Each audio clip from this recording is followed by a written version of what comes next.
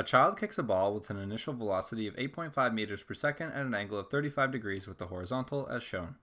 The ball has an initial vertical velocity of 4.9 meters per second and a total flight time of 1 second. Neglect air resistance. The maximum height reached by the ball is approximately...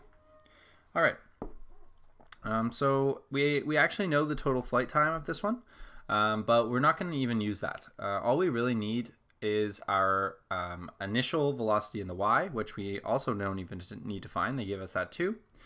So we'll call that v initial y, or sometimes I call it voy, 4.9 meters per second. We have our acceleration, which is negative 9.8 meters per second squared. That's just due to gravity.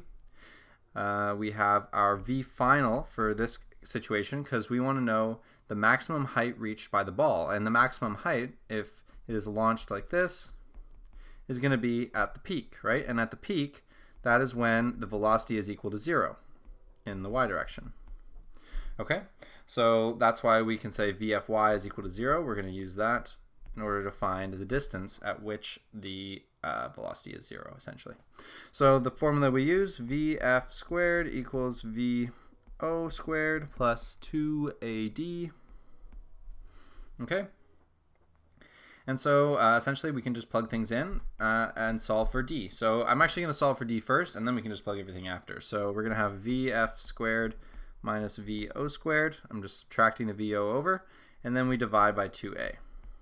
And that's going to be equal to d. Okay?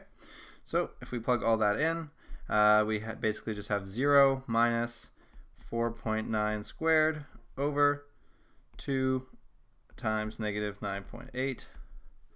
And that is going to give us a grand total of 1.2 meters per second. Or sorry, just 1.2 meters, not per second. So that's our D. All right.